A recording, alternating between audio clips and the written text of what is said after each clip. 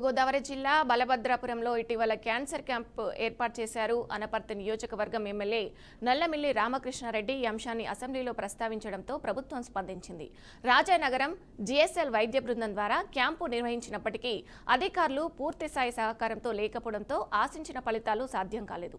అయితే ఎమ్మెల్యే రామకృష్ణారెడ్డి వెనకడుగు వేయకుండా మరలా ముందుకొచ్చారు. హైదరాబాద్ బసవతారకం ఇండో క్యాన్సర్ హాస్పిటల్తో కలిసి మరింత సమగ్రమైన క్యాంపు ఏర్పాటుకు శ్రీకారం చుట్టారు. బలభద్రాపురంలో క్యాన్సర్ బాధితులు లేని సమాజమే తన సంకల్పం అంటున్న ఎమ్మెల్యే నల్లమిల్లి రామకృష్ణారెడ్డితో మా ప్రతినిధి అశోక్ ఫేస్ టు ఫేస్. తూర్పుగోదావరి జిల్లా అనపర్తి నియోజకవర్గం బెక్కవోలు మండలం బలభద్రాపురంలో క్యాన్సర్ క్యాంప్ అనేది ఇటీవల ఏర్పాటు చేయడం జరిగిన విషయం అందరికీ తెలిసిందే. ఇదే విషయాన్ని అనపర్తి నియోజకవర్గం ఎమ్మెల్యే నల్లమిల్లి రామకృష్ణారెడ్డి గారు కూడా ఈ యొక్క అసెంబ్లీలో ఈ విషయంపై ప్రస్తావించడం జరిగింది. అయితే వెంటనే ప్రభుత్వం స్పందించి జిఎస్ఎల్ మెడికల్ వారి ఆధ్వర్యంలో ఈ యొక్క క్యాంపును పూర్తి స్థాయిలో నిర్వహించే విధంగా కూడా ముందడుగు వేడింది. అయితే దీనిలో ఈ యొక్క అధికారులు కొంతవరకు సహకారం లేకపోవడంతో ఇది కొంచెం వెనకడుగు సరైన స్పందన కూడా కొంచెం రాకపోవడం జరిగింది. అయితే ఏదేమైనప్పటికీ కూడా బలభద్రపురంలో ఉన్న గ్రామ ప్రజల ఆరోగ్య రీత్యా పూర్తి ఆరోగ్యమే నాకు ముఖ్యమంటూ మరొకసారి వెనకడు వేయకుండా ముందడుగు వేస్తూ నల్లమిల్లి రామకృష్ణారెడ్డి బసవతారకం క్యాన్సర్ హాస్పిటల్లో వారి బృందంతో మరొక క్యాంప్ ఏర్పాటు చేయడం జరుగుతుంది. ఇదే కోణంలో చూసుకున్నట్లయితే ఇక్కడ ఈ యొక్క క్యాంప్ వివరాలు ఏ విధంగా ఏర్పాటు చేయబోతున్నారు, మరలా బలభద్రపురం గ్రామంలో ఈ యొక్క క్యాన్సర్ అనేది ఏ విధంగా వచ్చింది, దేనికి ఏ విధంగా నిర్మూలన చేయబోతున్నారు అనే విషయంపై మన ఎమ్మెల్యే నల్లమిల్లి రామకృష్ణారెడ్డి గారితో మాట్లాడే ప్రయత్నం అయితే చేద్దాం. సార్ చెప్పండి, ప్రస్తుతం ఆల్రెడీ ఈ యొక్క క్యాంపును ముందు నిర్వహించడం జరిగింది, అయినా సరే మరలా రెండోసారి ఈ క్యాంపును నిర్వహించబోయే ప్రయత్నం చేస్తున్నారు. అసలు ఏంటి సార్ దీనికి కారణం ఏంటి, ఎలాగుంటుంది, మీకు ఏ ఏర్పాట్లు చేయబోతున్నారు, ప్రజలకు ఏ విధంగా తీసుకెళ్ళారు? అందరికీ నమస్కారం. ఏదైతే బలభద్రపురంలో ఇటీవల కాలంలో కొంతకాలంగా క్యాన్సర్ కేసులు అత్యధికంగా నమోదవుతున్న పరిస్థితి నా దృష్టికి గ్రామస్తులు తీసుకురావడం జరిగింది. అదేవిధంగా చుట్టుపక్కల ఎవరైతే ప్రైవేట్ వైద్యులు, నర్సింగ్ హోమ్స్ కానీ హాస్పిటల్స్ కానీ ఉన్నాయో ఆ వైద్యులందరూ కూడా చెప్పడం జరిగింది. అదే విషయాన్ని నేను అసెంబ్లీలో ప్రస్తావించడం, వెంటనే ప్రభుత్వం స్పందించి ప్రభుత్వ వైద్యుల్ని అదేవిధంగా దానిలో జిఎస్ఎల్ ఆసుపత్రి వైద్యుల్ని కూడా ఇన్వాల్వ్ చేసి క్యాంప్ రన్ చేయడం జరిగింది. కానీ ఏదైతే గతంలో కాలుష్య కారక పరిశ్రమలకి మద్దతు పలికిన గత ప్రభుత్వ పెద్దలు ఉన్నారో వారు దీన్ని ఏదో ఒక విధంగా తప్పుదారి పట్టించాలనే ఒక ఆశయంతో వారు ఒక తప్పుడు ప్రచారం గ్రామంలో నిర్వహించడం జరిగింది. గ్రామంలో క్యాన్సర్ ఉందనేది బయటకు తెలిస్తే గ్రామంలో ఆస్తులు విరిగిపోతుంది, పిల్లలకి పెళ్ళిళ్ళు కావు, లేదా సోషల్ స్టిగ్మా వస్తుంది, సామాజికంగా బహిష్కరణకు గురవుతారనే ఒక విధమైన భయాందోళనలు గ్రామంలో సృష్టించడం జరిగింది.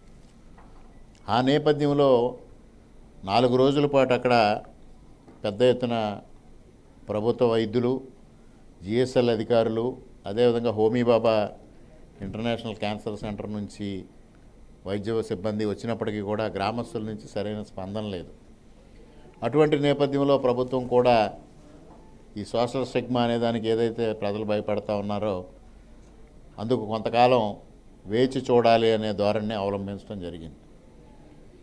ఈ నేపథ్యంలో ముఖ్యంగా ఎవరైతే తూర్పుగోదావరి జిల్లా డిఎంఎండ్హెచ్ఓ ఉన్నారో వారు కొన్ని తప్పుడు నివేదికలు ప్రభుత్వానికి ఇవ్వడం కూడా జరిగింది. మొట్టమొదటగా నేను ఈ ప్రశ్న అసెంబ్లీలో లేవనెత్తినప్పుడు కమిషనర్ హెల్త్ వారిని రిపోర్ట్ అడిగినప్పుడు ఈ ప్రాంతంలో 3 కేసులు మాత్రమే క్యాన్సర్ కేసులు ఉన్నాయని వారితో ఒక తప్పుడు నివేదిక ఇచ్చారు.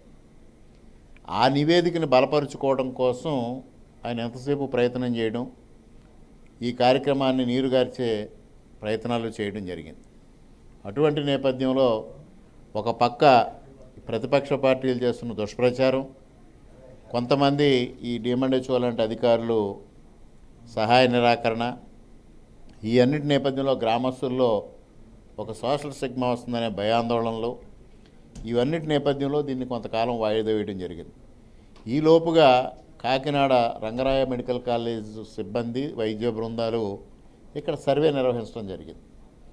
సర్వే నిర్వహించి వాళ్ళు 1295 శాంపిల్స్ కలెక్ట్ చేస్తే దానిలో దాదాపుగా 67 కేసులు నమోదవడం జరిగింది. ఈ వ్యాక్సిన్ చాలా ఖరీదైంది.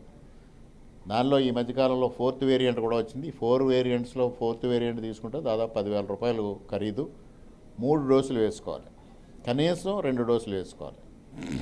ఇంత ఖరీదైంది మేము కంపెనీస్తో మాట్లాడి దాదాపుగా 50%, 40-50% రాయితీ ఇప్పించగలుగుతామని వారు చెప్పడం.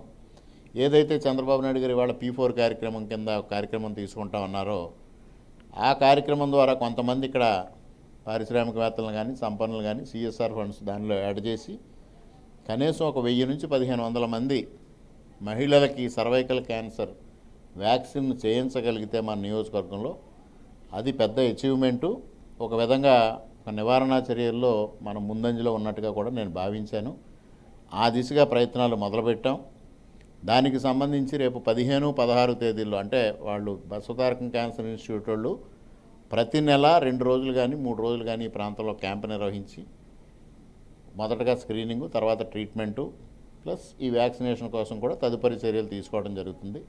దానికోసం మొట్టమొదటగా 15, 16 తేదీల్లో 2 రోజుల పాటు బలభద్రపురం గ్రామంలో క్యాంపు నిర్వహించడానికి నిర్ణయం చేయడం జరిగింది. ఏదైతే సచివాలయం 2 దగ్గర ఈ క్యాంపు 2 రోజుల పాటు నిర్వహించడం జరుగుతుంది. ఒక్క బలభద్రపురం అని కాకుండా అనపర్తి నియోజకవర్గంలో అన్ని గ్రామాల ప్రజానీకం ఈ క్యాంపుని సద్వినియోగం చేసుకోవాలి. మొట్టమొదటిగా నేను ప్రజలకు విజ్ఞప్తి చేసేది ఏంటంటే ఎవ్వరికీ భయాందోళనలు అవసరం లేదు. ఆస్తుల కన్నా ఆరోగ్యం ముఖ్యం, సోషల్ స్టిగ్మా కన్నా మన భద్రత ముఖ్యం, ప్రజల ప్రాణాలు భద్రత ముఖ్యం. క్యాన్సర్ బారిన పడితే ఆ తర్వాత కుటుంబాలు ఏ విధంగా ఉంటాయనేది ఒకసారి ప్రజలు ఆలోచించాలి. ఇది అపోహే అయ్యి గ్రామంలో ఎవరికి క్యాన్సర్ లేదు అంటే అంతకన్నా ఆనందమైన విషయం ప్రభుత్వానికి కానీ నాకు కానీ వేరే ఉండదు.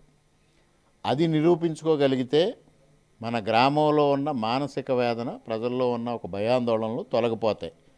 ఒకవేళ పొరపాటున ఏదైనా కొంతమందికి వ్యాధి ఉంది అని తెలిస్తే దాన్ని తప్పనిసరిగా నివారించుకుందాం.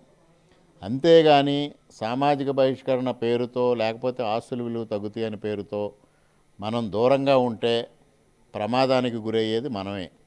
అందువల్ల ప్రతి ఒక్కరూ స్క్రీనింగ్ టెస్టులు చేయించుకోండి. ఈ అవకాశాన్ని సద్వినియోగం చేసుకోండి.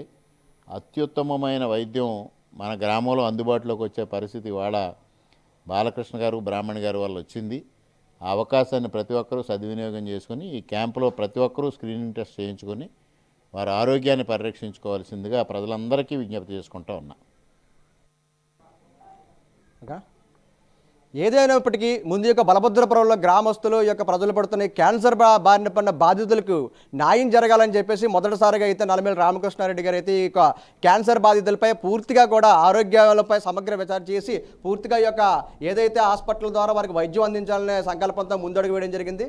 అయితే ఏదేమైనా సరే ఈ యొక్క ఎవరైతే వైద్యాధికారులకు నిర్లక్ష్య కారణంగా అయితే మాత్రం సరైన ఒక రిజల్ట్ అయితే మాత్రం రాకపోవడంతో మరలా కూడా ఇదే ఈ యొక్క బలభద్రపురం గ్రామంలో ఈ యొక్క సచివాలయం 2లో రేపు 15, 16వ తేదీన ఈ యొక్క బసవతారకం ఇండో క్యాన్సర్ ప్రముఖ హాస్పిటల్ ద్వారా మరొకసారి ఈ యొక్క బలభద్రపురం గ్రామంలో ఉన్న ఈ ఎవరైతే క్యాన్సర్తో బాధపడుతున్నారో అలాగే ప్రతి ఆ గ్రామానికే కాకుండా నియోజకవర్గం చుట్టూ ఉన్న ప్రతి ఒక్క ప్రజలందరికీ కూడా ఈ యొక్క క్యాంపు ద్వారా వారికి సరైన వైద్యం అందించి ప్రత్యేకంగా క్యాన్సర్ అనే దాని విషయాన్ని పూర్తిగా నిర్మూలించి ఆరోగ్యాన్ని సుభద్రంగా చేయాలనే ఆలోచనలు అయితే మాత్రం ఉన్నారు. ఏదైనప్పటికీ కూడా ఈ యొక్క మంచి ఆలోచనతో ఈ యొక్క నియోజకవర్గాన్ని కాపాడే నాయకుడు ముందడుగు వేయడంతో ప్రజలందరూ కూడా అలాగే అక్కడ క్యాన్సర్ బాధపడుతున్న బాధితులందరూ కూడా ఆనందం వ్యక్తం చేస్తున్నారని చెప్పవచ్చు. కెమెరామెన్ విజయ్తో అశోక్, BRK న్యూస్, తూర్పుగోదావరి జిల్లా.